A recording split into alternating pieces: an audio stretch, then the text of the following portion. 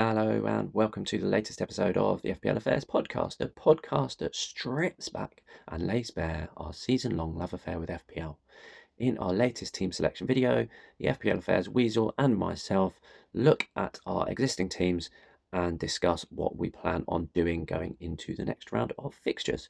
Before we get started, don't forget to like this video, subscribe to the channel, click the bell for notifications every time we release new content, and, well, enough of my small talk. Let's get cracking. And there's Mo Salah. There goes Haaland. He's on his way again. He's hungry. He scored. Ice cold precision from Palmer. Kayo Saka. That is a diamond of a goal. Right, so hello and welcome to our team selection video, the second part of today's episode. Accompanying me, still recording literally seconds after we finished the last one, Paul, aka the FPL Affairs Weasel. Do you want to go through your team first? Can you even remember it? Yep, I've got it up on my phone. Well, if not, hopefully you'll see it appear on the screen. Yep, I've got it on my screen, but it's a bit small. Yep, so am I right? You've got one free transfer? I've wasted my transfer as usual. So listen to you. So you're provisionally lined up as in a 4-3-3. At the moment, if I decide to roll with my transfer, I've got no other option to really go 4-3-3. So I'll be starting Sanchez at home to Fulham in goal. My back four will be Porro at home to Bournemouth, Milankovic at home to West Ham, Dorgu at home to Burnley. But at the moment, after last night's game, he'd probably be the one. If I do transfer out the person on my bench, he'll be the one coming out of the team. Then I've got Ronaldo at home to Brentford. Got Palmer, who's flagged, at home to Fulham in midfield, along with Wirtz at home to Arsenal, which hopefully is third time lucky and he gets a return. My vice captain's Bruno against home to Burnley, and my front three are Bowen away to Forest. Captain Wood this week against West Ham have been absolutely awful, and Watkins at home to Crystal Palace. And my bench is Jabraka away to Man United. Saka away to Liverpool, who's out for the game week, injured. King away to Chelsea, who I think will be benched this week for Smith Rowe. And De Kuyper is at home to Manchester City, and I think they're going to run riot. Yeah, so it looks like you have got bits of headaches with Palmer and Saka and, well, especially your midfield, really, when lots of people are transferring out Verts who we didn't actually cover on in our potential transfers out part in our transfers video. We didn't mention Verts. Lots of people are after two blanks, and Lewis and I spoke about him the other night in the talking points from game week 2 video, and our thoughts and concerns really were: is he likely to be on the pitch, really influential to how the team plays, but that doesn't translate to FPL points? So like he does the creating and does the through ball or something, so like the assister of the assister, the pre-assist though thing, so it doesn't necessarily equate to points. Yeah, I keep hearing that being mentioned, that term. Now everyone's saying he's playing fantastically, but for FPL wise, he's absolutely useless at the moment. But hopefully, it's third time lucky, as I keep saying. That this run of bad luck can't go for 3 weeks in a row now. But then, as you said, you've got other fires to burn out, to put out with Palmer and Saka. Yeah. So what? I wish I had done more transfer. So I'm definitely won't take a -4. No, I can't afford to. So at the moment, Saka's probably be my transfer. I was looking at Cunha or Mbeumo, but after their defeat last night, and their upcoming fixtures, it's not worth wasting another transfer like I did last week with King. Mm, So as I said in um, about the transfers in this week, and my team of builders most likely to get are either Gatpo. Um, Obviously, it's a not a great fixture, but he's been playing so well. Or Semenyo, who's been on fire at the start of the season for Bournemouth. So, so what do you likely think about those? Semenyo, yes. Bournemouth's just quickly looking at the fixture ticker on my phone. Actually, Bournemouth's fixtures are They're not quite. great. Um, I think they're not too bad actually. They've got Tottenham away, then Brighton at home, Newcastle at home, Leeds away, Fulham at home, Palace away. So they're not Yeah, they're all sensational, but they're Jekyll not Hyde awful. teams.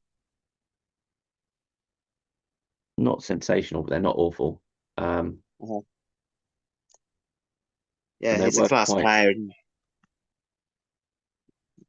he's finally getting the actual goals and assists that his numbers were showing last season. yeah. And if And he that's if why he he's, just improved his how clinical he was with his shooting, he'd be so much more. He'd return so much more because it was like the he took the most shots out of anybody in any position last season, but didn't have the actual sufficient returns for it. So he needs some shooting practice. Um, so which of the two would you say is more likely between Semenyo and Gakpo? um, Gap post probably my gut feeling at the moment because I wish I'd gone for him at the start of the season. Mm, But Semyon has impressed me this season. He's Semenyo, exciting. So yeah, so yeah. So I'd just have to see probably if there's any transfer news in the next few days. I'd Uh, probably any between injury those news? two. If it wasn't for the transfer window, I'd say Gakpo. The problem with the transfer window is that if Isak does sign for Liverpool, Ekatike is quite potentially moved from playing centrally, to out on the left, which therefore impacts Gakpo's minutes. So that's kind of one which could potentially be a bit risky going with Gakpo. Um, Yeah, the safe bets says whereas Semenyo. Semenyo is a safer bet for that slot, and that would raise you what, um, just under He's 3 million. 7.2 now. Yeah, Um, yeah, 2.8 million. yeah. So mm, But out of yeah, I'm those, not. probably veering towards that. And if that was for Saka, how would that what would the impact be on your starting lineup then, since it's still feasible and possible that Palmer could play I'd take Dorgu out because Manchester United are just so all over the place. and have him first sub? Uh-huh. Mm, Obviously, the Kuiper against Manchester City's not really a great one. And as I said, King, I think, will be benched this week. mm, But another person I've actually thought of I could transfer in is Rice. I know their fixtures aren't great, but he's got multiple returns to points. mm, He's on corners, free kicks. yeah.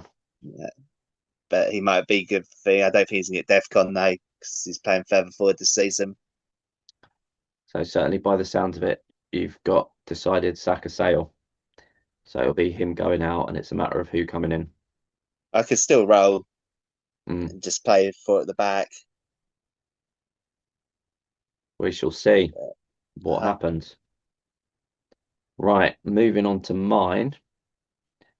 I'll keep this the thing with using Zoom. I keep pressing one button on the keyboard for to scroll through the slides, but it's not working. There we go. There's mine.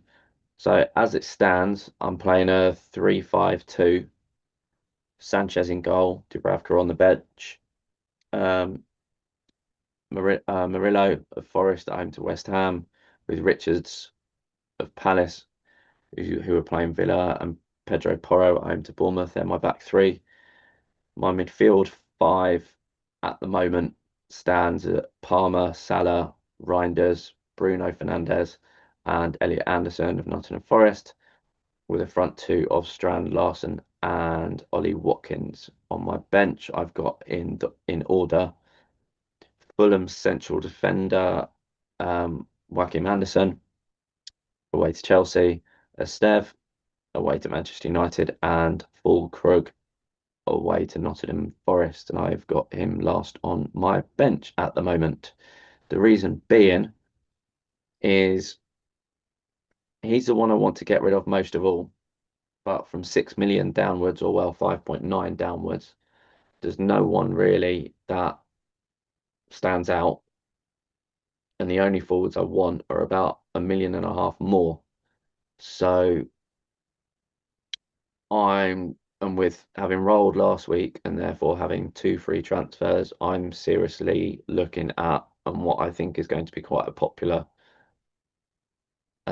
transfer this week is I think a lot of people that have got two free transfers will do Palmer plus one of your forwards out and rebalancing the funds. So it could be a Palmer downgrade, and how much you downgrade will depend on which of your forwards you're upgrading. I briefly looked at Palmer and Watkins out to get Haaland, but I didn't want to have three 5.5 midfielders plus Salah and Fernandes. I didn't like the look of that at all. I looked at it for about 30 seconds and was like, no. Actually, I probably actually not like even that 30 seconds. idea. Pardon? I actually like the idea of three 5.5 million midfielders this year. I think there's some right bargains in that category. I think probably I'd say the lowest I'd go from that Palmer spot at the moment would probably be 6.5, and kudos of Tottenham because they've got good fixtures coming up and they're playing quite well. Either him or Sarr at Palace. But then Aston Villa, although they haven't started great, we know what they're like, and they could just start and show up against Crystal Palace at the weekend, and The Forest. defense is always shaky though. And to be fair, Palace are playing. Um, they're playing in Europe on Thursday evening. So as we're past midnight, they're tonight. Um, so yeah, looping back round really, it's Palmer and Fulkrug. Fulkrug is one of my three, which I'm looking most likely. And I have thought or considered about um, keeping Palmer, potentially benching him, and selling Fulkrug and Watkins to say João Pedro and Chris Wood, because it's basically I've got 0.5 mil in the bank, and I'll be able, give or take 0, 0.1. I can do that transfer. Could do that, and then I'd switch to a 3-4-3 for this week, with Palmer being first on the bench, and then if he plays, he plays. If he um, doesn't matter. I'd have a starting front three of Strand Larson, Chris Wood, and João Pedro. Um, that's one option, but again, I feel inclined to give Watkins more time and be more patient with him. Yeah, it's a flip of a coin. As I said earlier, there's so many great strikers this year. There's an element of luck to whether you got the right one. Obviously, last week the Gokares ones got rewarded Mm. for picking him.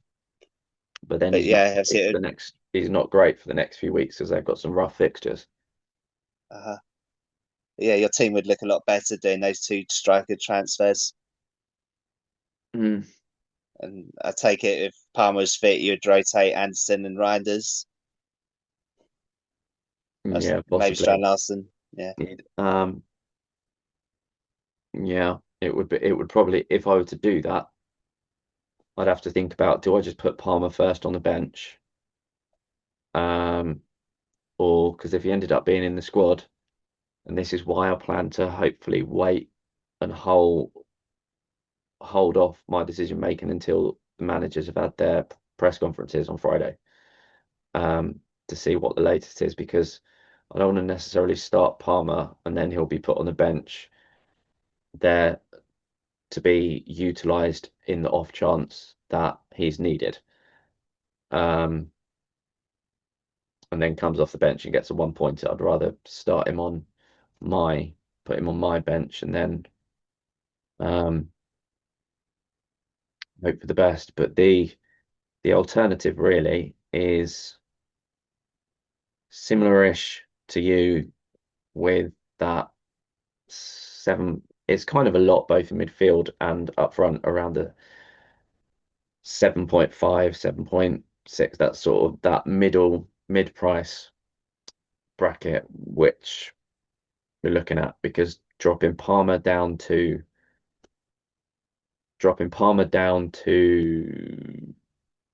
um let's just say Gakpo for the sake of it, as you mentioned, although I'm unsure about him because of the transfer window and all the uncertainties of attacking player merry-go-round.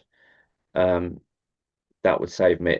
That would give me 3.5 roughly in the bank. Um, upgrade Fulkrug to either Wood or João Pedro, which are around about 7.7. So 1.8 off. So yeah, by doing that, I'd end up with just over 1 million in the back left in the bank, give or take. Um, and then I'd think about, yeah, I'd then have the benching headache of who do I put on? Do I put Strand Larson on the bench? With his situation, do I put Reinders on the bench? But yeah, that's what I'm certainly thinking. It's I'll use both transfers, and it will be the players going out. It will be two of Fulkrug, Palmer, and Watkins. It will be two of those three. Yeah, they're both Whilst great options. Fulkrug, well, actually, to be fair, it will be Fulkrug plus one of the other two. Uh-huh. Um, Yeah, it's a flip of a coin again. mm, but then Uh, part of me is thinking, and this is where I'm really sort of even considering rolling if the news about Palmer is positive. Um, it's not out of the question I roll again, so that after the international break, transfer window's closed, so we know which players have been transferred where, and I'd have three free transfers. Because if you know, if say Isak does not go to Liverpool, I'll definitely be more eager to get Ekatike, especially with their game week 4 fixture at home to Burnley. No, or is it away to Burnley? Away to Burnley. That makes more sense. Yeah. Um, but you'd be considering about, do you Liverpool triple up for that? Um, and I'd want Ekatike, so I could, in some respect, do Palmer and Fulkrug out for this game week, perhaps cover the Chelsea attack with João Pedro. So João Pedro plus another. And then after the transfer window has closed, use my transfer going into game week 4. If Watkins is still not doing great, consider doing Watkins to Ekatike. So that's then starting to think what I might do with transfers beyond this particular game week, and if it's feasible, holding them. But my concern is that Fulkrug will continue to drop in price, which is why I'm probably out of those options. Rolling is probably bottom of those options, really. So it's option A, Fulkrug plus Palmer out. Option B, Fulkrug plus Watkins out. Option C, roll. Is probably where my head is at. What do you think of those three options? Yeah, I quite like the roll option at option C actually, because I think both your bench defenders could come in and get DEFCON points and get you 4 points this week. And then obviously you know where the teams are with their transfers by game week 4. Mm, But yeah, you'll start to have a better balance if you do option one, doing your two strikers. But yeah, I'm just having a look here. Watkins game week 4 has got Everton away. Then game week 5 he's got Sunderland away. Then he's got Fulham at home week 6, and mm. then Burnley at home week 7. But then that were yeah, So, which looking at those leans you towards doing Palmer and Fulkrug out, um, and uh, keeping hold of Watkins. yeah, I think Watkins is worth keeping. A lot of people have sold him. Mm, He's a proven player. As I said earlier in the video, he did it last season. He blanked the first 2 games, and then he went on yeah. a scoring run. Well, yeah, definitely worth considering. And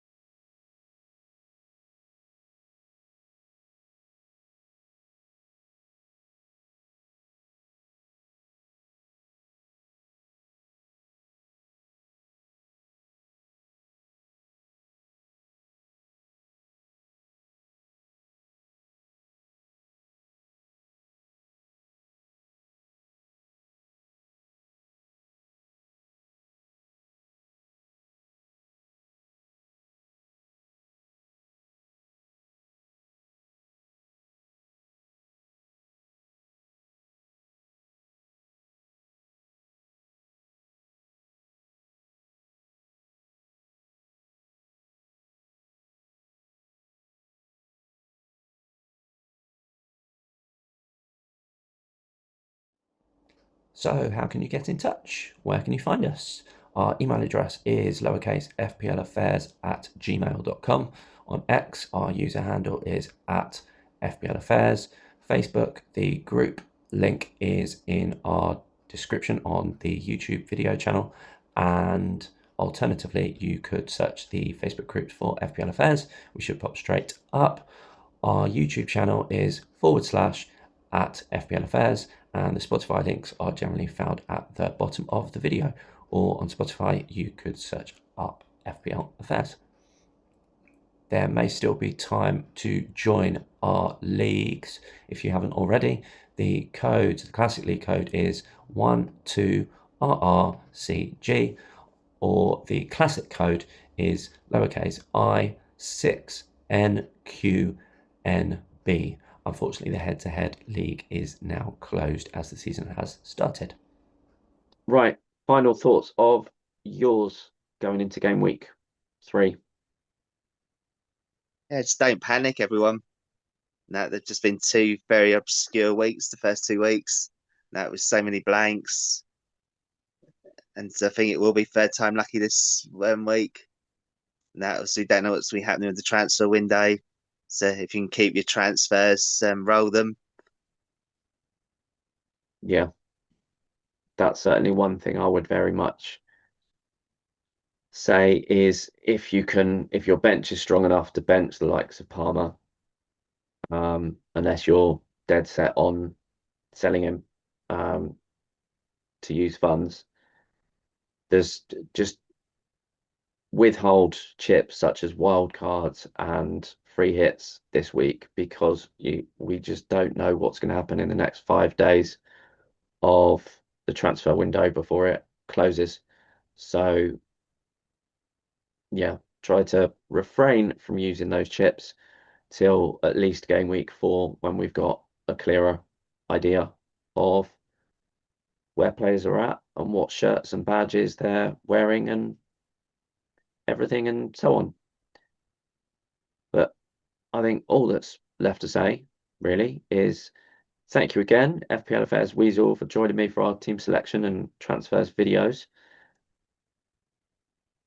And everybody, keep your FPL Affairs under wraps until Saturday morning's deadline. Don't forget to like and subscribe. Bye bye.